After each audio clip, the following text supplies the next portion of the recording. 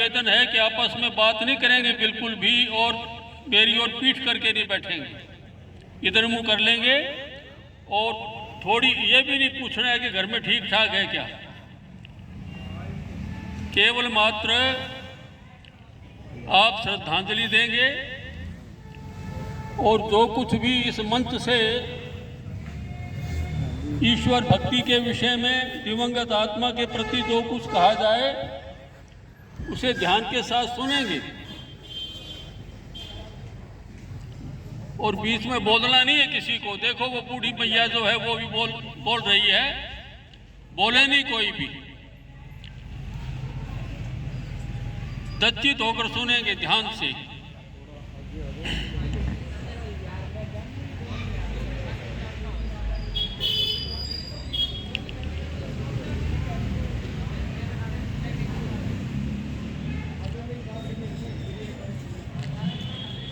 सबसे पहले हम गायत्री मंत्र का पाठ करेंगे। और गायत्री मंत्र का पाठ कैसे होता है ये मैं आपको पहले बोल करके बताऊंगा। अशुद्ध उच्चारण ठीक नहीं है, इसका ध्यान रखेंगे। एक बार आप ध्यान से सुनेंगे, बोले नहीं। ओ, इसको लंबा करके बोलना है।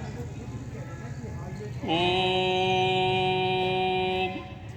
भूर्भुवः स्वः, पूर्ण विराम, फुल स्टॉप, थोड़ा रुको। तत्सवितुर्वरेण्यं भर्गो देवस्य धीमहि, पूर्ण विराम, धियो यो नः। न मत बोलना, न का अर्थ नोट हो जाएगा, नहीं। न है, न के आगे जो बिंदु लगे हुए हैं इसको विसर्ग बोलते हैं। धियो यो नः, नः का अर्थ है हमारा, हमारी। धियो यो नः प्रचोदयात्। अब आप सभी मिलकर बोलेंगे। धिये का अर्थ होता है बुद्धियां। यह माने जो परमात्मा, नः माने हमारी, वो परमात्मा हमारी बुद्धियां बुरे कामों से हटाकर अच्छे कामों में लगाए।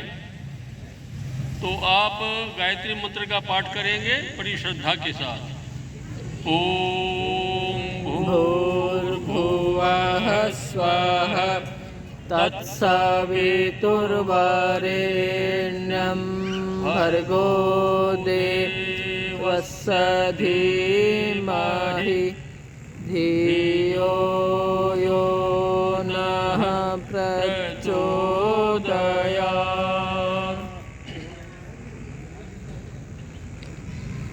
मैं सबसे पहले दिवंगत आत्मा के प्रति अपनी श्रद्धांजलि अर्पित करता हूं आप सबकी ओर से।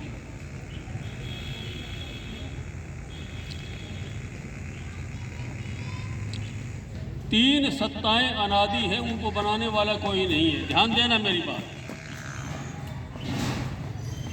मैं अध्यापक रहा हूं, गुरुकुल आर्य नगर में मैंने 56 वर्ष पढ़ाया है। इसलिए मेरी बात आप ध्यान से सुनेंगे। धियो यो नः, नः माने वह परमात्मा हमारी बुद्धियों को बुरे कामों से हटाकर अच्छे कामों में लगाए।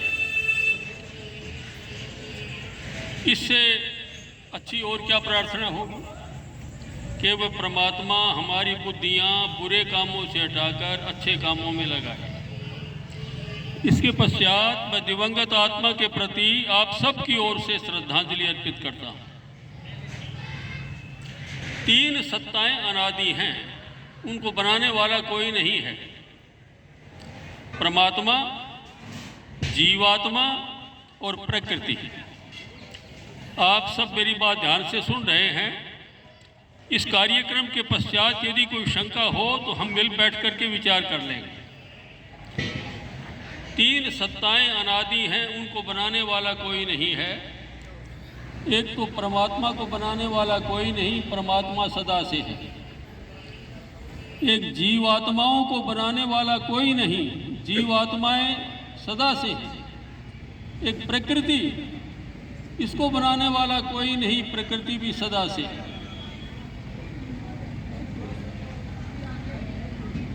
आत्मा, परमात्मा और प्रकृति, ये तीनों अनादि हैं।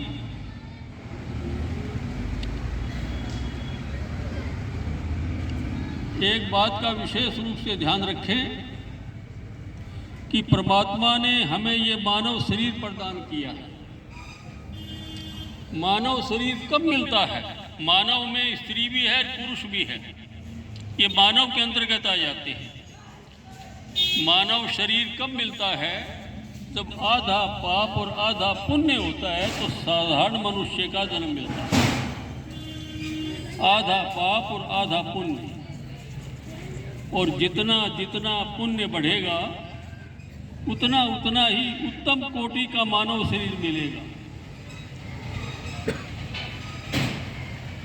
पति को धर्मात्मा पत्नी मिलेगी और पति को धर्मात्मा पति मिलेगा।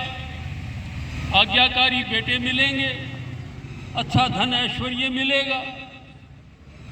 ये निश्चित बात है, पक्की बात है। इसलिए जीवात्माएं अनेक हैं, परमात्मा एक है। जीवात्माएं अनेक हैं और प्रकृति जो है ये अग्नि, वायु, जल आदि ये प्रकृति है मूल रूप से। परमात्मा हमें मानव शरीर प्रदान करता है। मानव शरीर कब मिलेगा? मानव शरीर कब मिलेगा? मानव में स्त्री भी आ गई, पुरुष भी आ गया।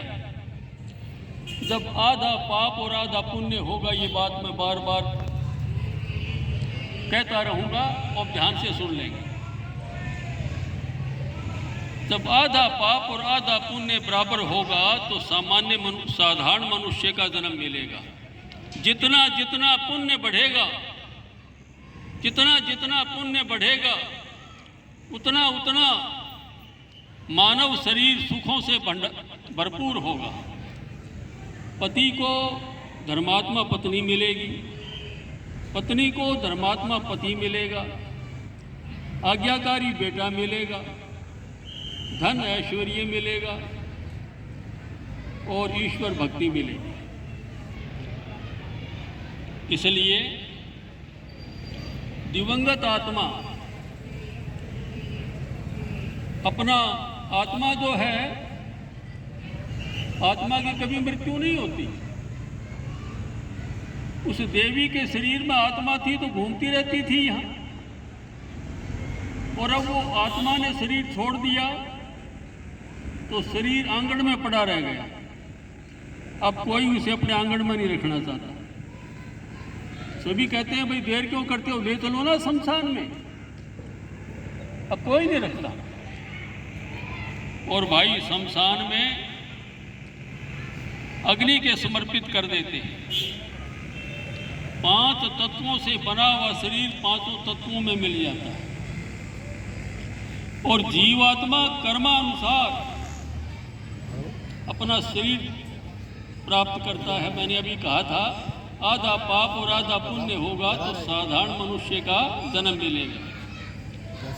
और जिस समय पाप पड़ गया ना, आधा पाप आधा प्रतिशत भी पाप पड़ गया तो परमात्मा मनुष्य की योनि छीन लेगा। ये निश्चित बात है। किसी को कोई शंका हो तो हम आपस में विचार कर लेंगे, आपस में कोई ऐसी बात नहीं है। है जी? हाँ, ध्यान से सुनो। आधा पाप, और मैं बार बार ये बात क्यों कहता हूँ कि जिससे बात आपको याद हो जाए। आधा पाप और आधा पुण्य होगा तो साधारण मनुष्य का जन्म मिलेगा। मनुष्य के जन्म में स्त्री भी आ गई और पुरुष भी आ गया।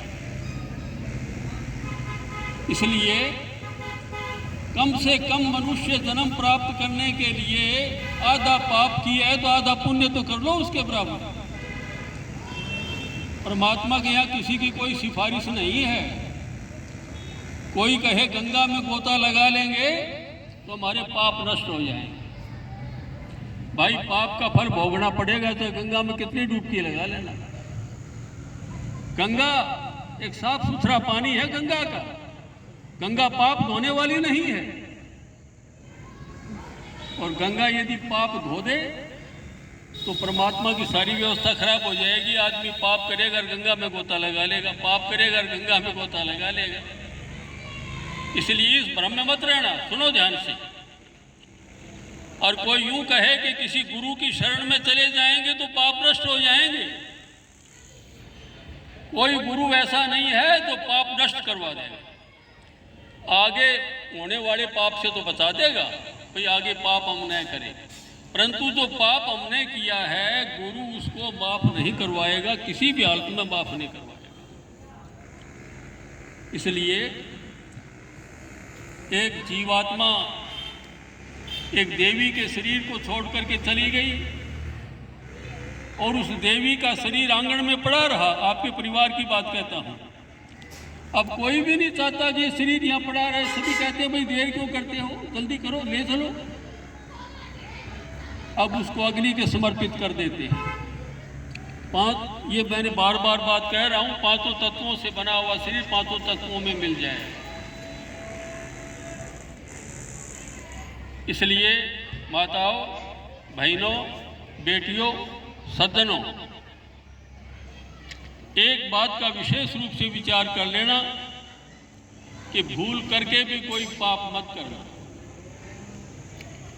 भूल में जिंदगी को न खोना, वरना परलोक में होगा रोना। भूल में जिंदगी को न खोना, वरना परलोक में होगा रोना। होना सबने विदा, दुनिया मूरख सदा आने जानी।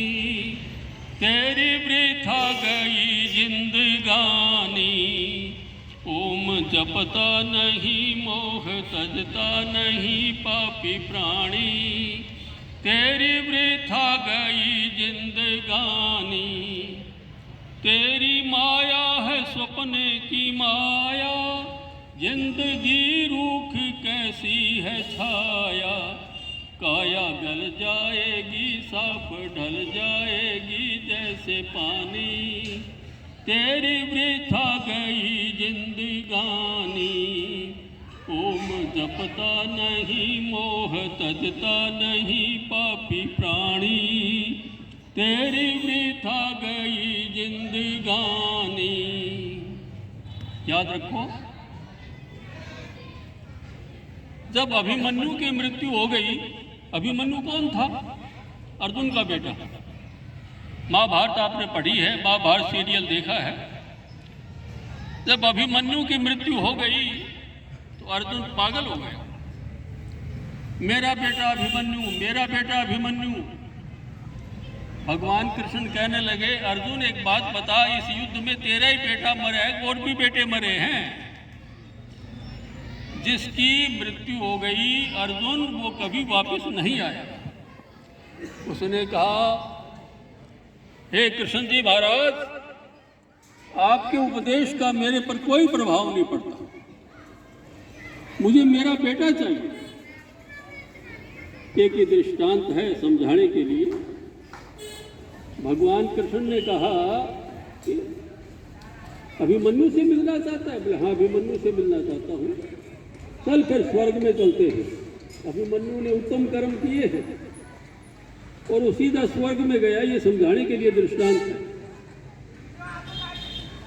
और अर्जुन बड़ा खुश हुआ तो चलो बेटे के दर्शन करूंगा। भगवान कृष्ण अर्जुन को लेकर के स्वर्ग में गए। वहां पर एक सोने की सिंहासन के ऊपर अभिमन्यु बैठा हुआ है। भगवान कृष्ण ने कहा कि अर्जुन देख सामने कौन बैठा है? बोले मेरा बेटा अभिमन्यु। ये समझाने के लिए, मेरा बेटा अभिमन्यु। आपका बेटा अभिमन्यु है तो फिर मिल लो।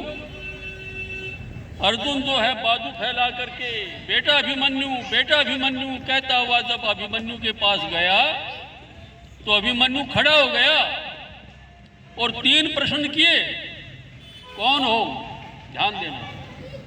अर्जुन का बेटा अभिमन्यु मरने के बाद स्वर्ग में गया और जब स्वर्ग में अर्जुन ये समझाने के लिए है, जब अभिमन्यु के सामने गया तो अभिमन्यु खड़ा हो गया और 3 प्रश्न किए, कौन हो, कहाँ से आए हो, क्या काम आए हो? अर्जुन का तो मोह भंग हो गया वहीं पर। उसने कहा, अरे मैं तेरा पिता हूं अर्जुन और तू मेरा बेटा अभिमन्यु, आज तू मुझसे ये पूछता है कि मैं कौन हूं? तो पता अभिमन्यु क्या कहता है, जरा ध्यान देना। अर्जुन, भगवान कृष्ण के पास रहते हो फिर भी मूर्ख बने हुए हो, वेद पढ़ करके भी अज्ञानी बने हुए हो। याद रखो, जिसकी मृत्यु हो जाती है उसके साथ सारे संबंध समाप्त हो जाते हैं। जब अभिमन्यु जीवित था तो वो आपका बेटा था, आप उसके पिता थे। जब उसकी मृत्यु हो गई तो अब वो आपका बेटा नहीं आपका, और आप उसके पिता नहीं। वो तो अपने शुभ कर्मानुसार अर्जुन अभिमन्यु को तो नया जीवन मिलेगा। तो कहने का अभिप्राय, ध्यान देना जरा, कहने का अभिप्राय ये है कि जब मृत्यु हो जाती है, और मृत्यु बड़ी जरूरी भी है, बड़ी अनिवार्य भी है, मृत्यु दुख देने वाली भी है, मृत्यु सुख देने वाली भी है। एक व्यक्ति रोगी है, डॉक्टर पूरा इलाज करते हैं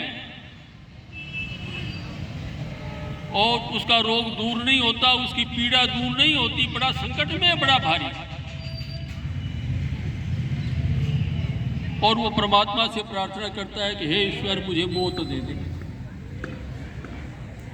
तो ऐसे व्यक्ति के लिए मौत सुख देने वाली है, वो ठीक हो ही नहीं सकता, तो मौत उसके लिए सुख देने वाली है।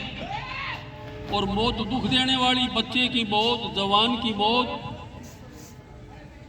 और फिर मोह ममता के कारण से बूढ़े की मौत हो जाए, मोह ममता के कारण हमें उसे भी बड़ी भारी पीड़ा होगी, क्योंकि ममता है।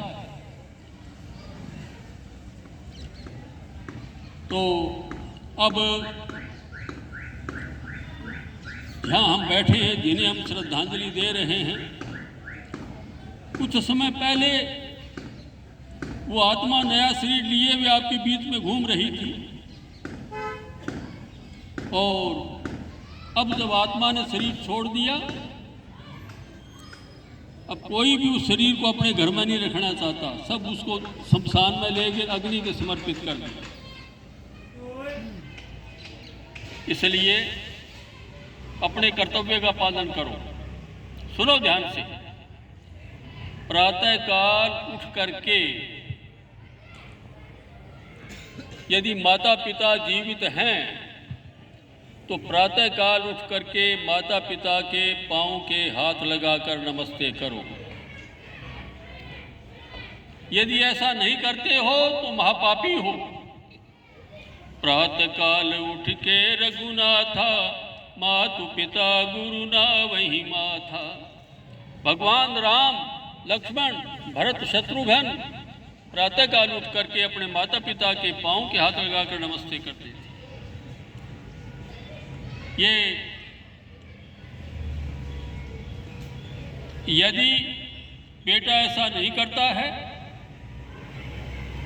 तो वो महापाप का भागी होता है। इसलिए पुत्र किसको कहते हैं? तो नरक से बचाता है, तो दुखों से बचाता है। और वो पुत्र संकट पैदा करने वाला हो जाए तो वो कैसा बेटा है। इसलिए जो बेटे के रूप में बैठे हैं यहाँ और बेटी के रूप में बैठी है यहाँ जो भी कोई, वो प्रातःकाल उठ करके अपने माता पिता को नमस्ते जरूर करे। बेटी है तो बेटी भी अपने माता पिता के पांव के हाथ लगाकर नमस्ते करे। उस बेटी को कहते ना ना ना ना ना ना, तू बेटी है, तू मेरे पांव के हाथ मत लगा। ऐसी बात नहीं है। बेटी हो या बेटा हो, वो प्रातःकाल उठ करके अपने माता पिता को नमस्ते करते हैं, तो ये सबसे बड़ा सुख है। ये इसका विशेष रूप से ध्यान रखना। देखो,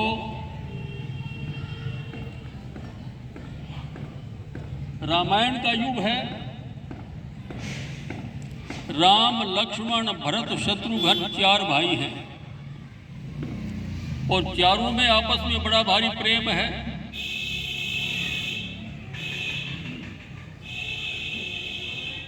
अपने माता पिता को प्रातःकाल उठ करके नमस्ते करते थे।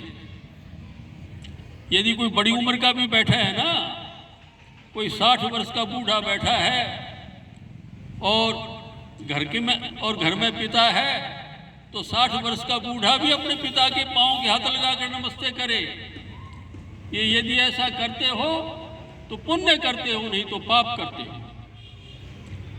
प्रातःकाल उठ के रघुनाथा, मातु पिता गुरु ना वही माथा।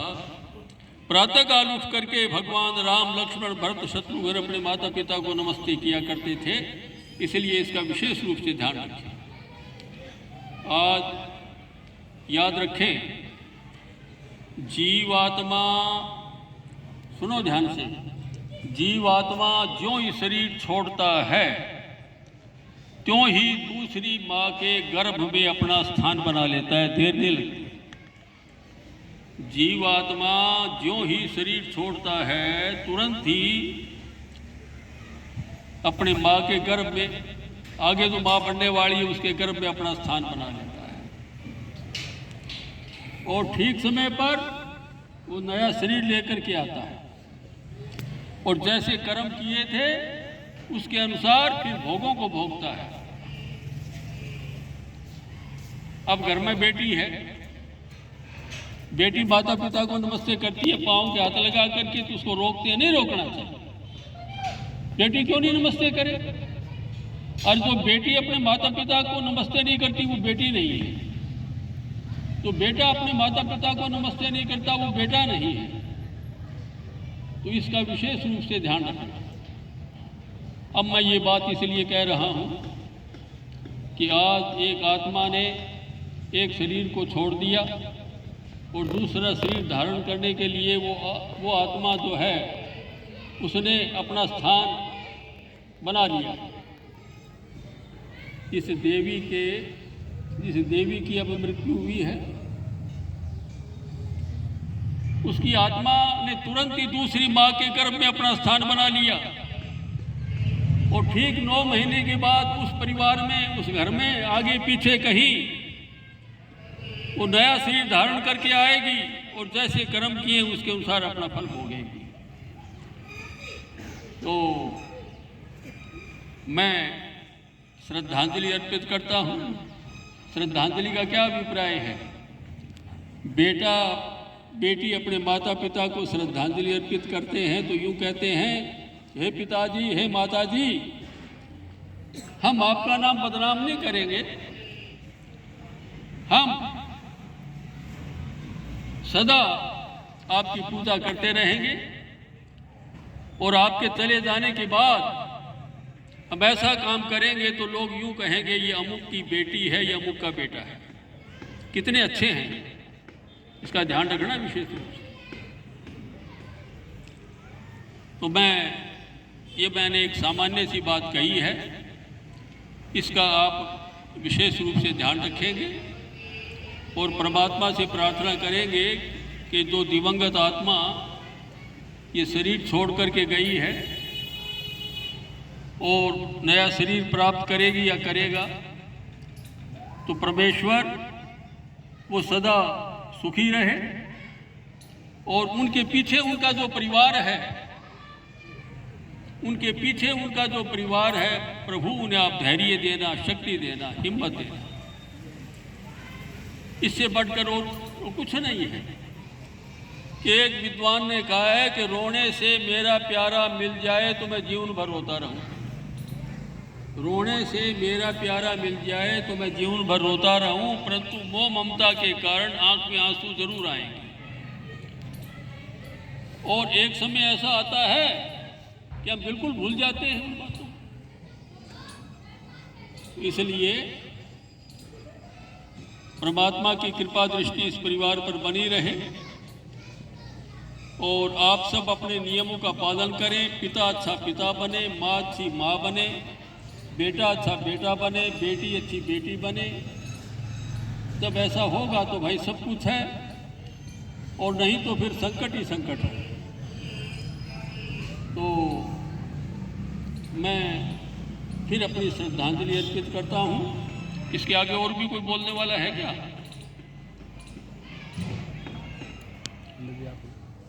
और कोई श्रद्धांजलि देगा क्या? ना कोई है तो ठीक है।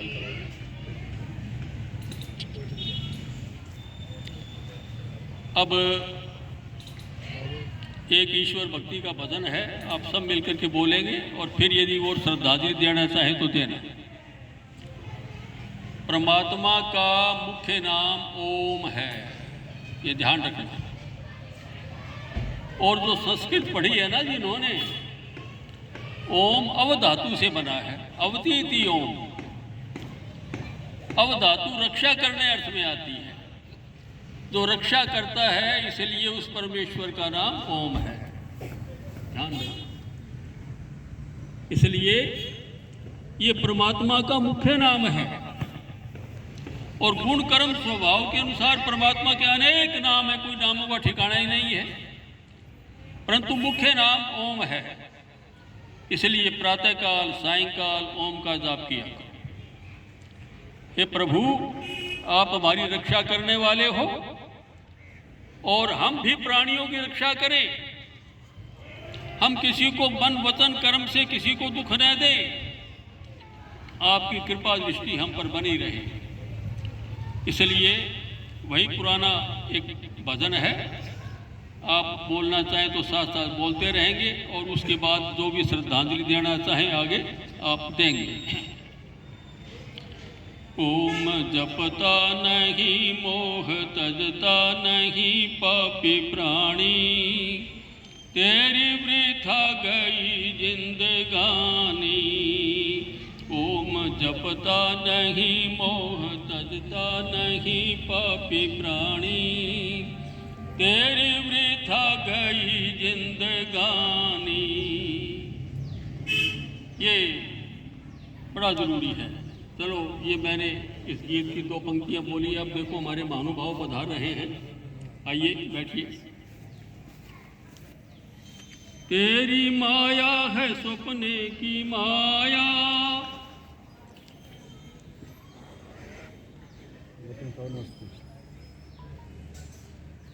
काया गल जाएगी सांप ढल जाएगी जैसे पानी, तेरी वृथा गई जिंदगानी।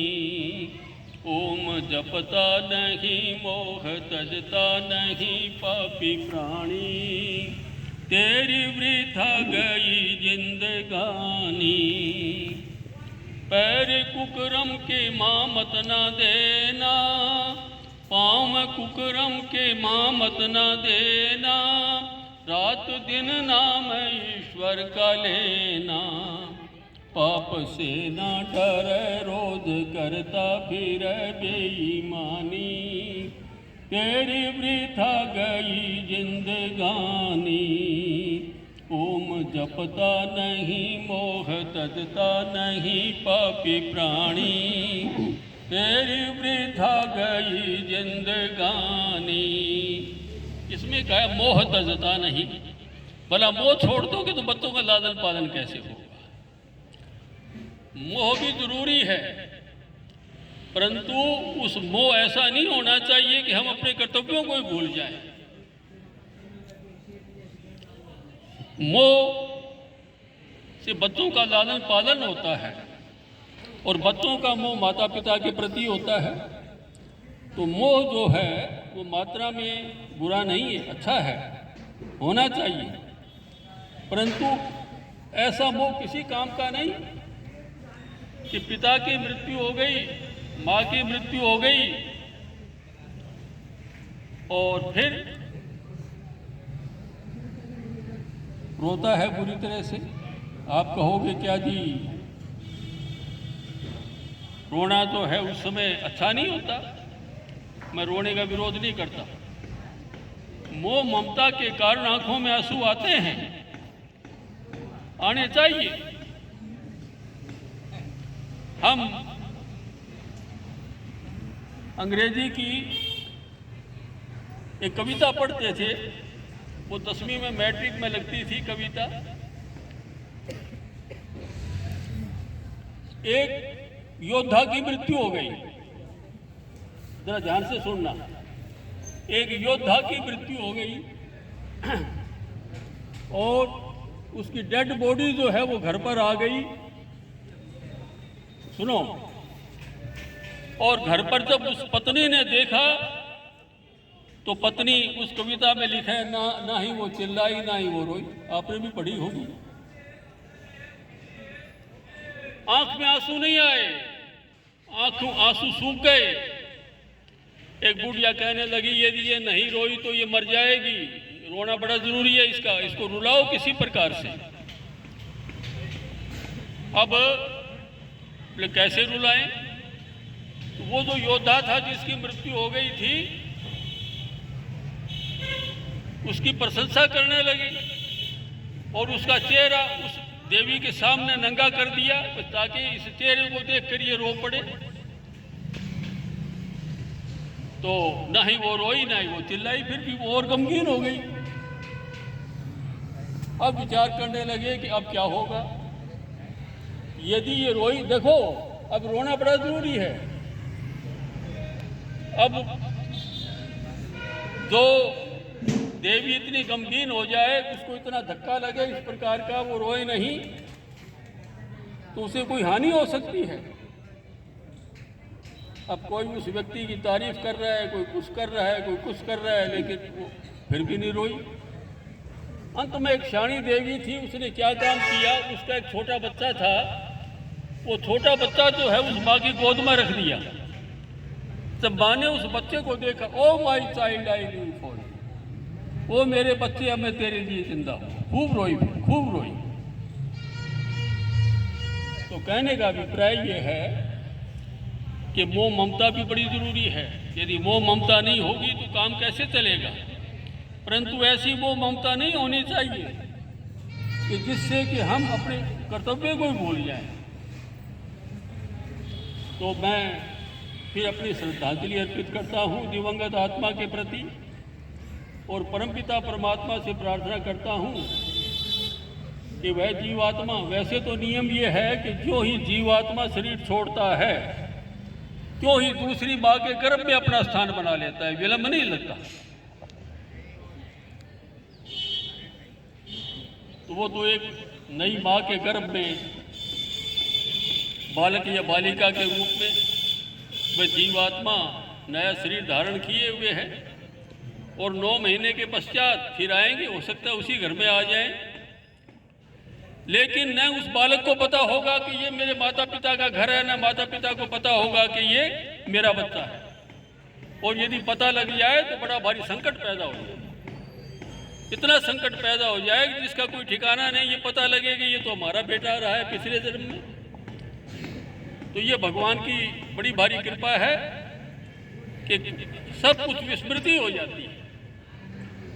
इसलिए मैं दिवंगत आत्मा के प्रति फिर अपनी श्रद्धांजलि अर्पित करता हूँ और उनके परिवार से निवेदन करता हूँ कि इस परिवार को संभाल करके रखें। और भाई समय आने पर सब भूल भुलैया लग जाता है और नए सिरे से ही जीवन आरंभ होता है। सब ठीक रहेगा, भगवान की कृपा दृष्टि रहेगी। इत्योम शम।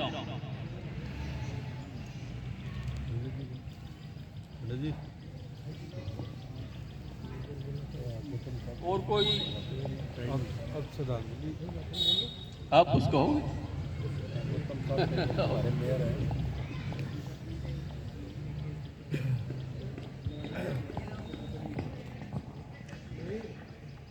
श्रद्धांजलि सभा में मंचासीन शास्त्री जी, शोकाकुल वर्मा परिवार, उपस्थित बहनों व भाइयों, ये सत्य है इस पृथ्वी पर जिसका भी जन्म हुआ हम सभी जानते हैं कि मृत्यु निश्चित है। और ये जीवन हमें नेक कर्म करने के लिए मिलता है। हमें अभी अच्छे विस्तार से हम समझा भी रहे थे। और माँ के जाने का दुख वही समझते हैं जिन्होंने अपनी माँ को खोया हो। परंतु सृष्टि का नियम है, परमपिता परमात्मा के आगे किसी की नहीं चलती। मैं भारतीय जनता पार्टी की तरफ से और आप सबकी तरफ से परमपिता परमात्मा से यही प्रार्थना करता हूँ, दिवंगत आत्मा को अपने चरणों में स्थान दे, पूरे परिवार को जो ये दुख हुआ है उसे सहन करने की शक्ति दे। ओम शांति। कोई श्रद्धांजलि देना चाहे?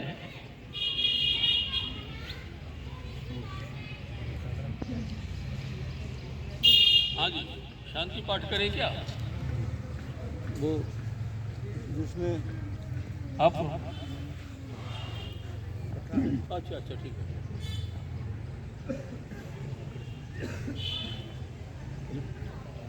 और कोई कार्यक्रम परिवार की ओर से है तो वो भी संपन्न कर सकते हैं। नहीं तो अब आप बैठे रहो। शांति पाठ से पहले कोई नहीं उठेगा। शांति पाठ से पहले कोई नहीं उठेगा। आप थोड़ा धैर्य धारण करें।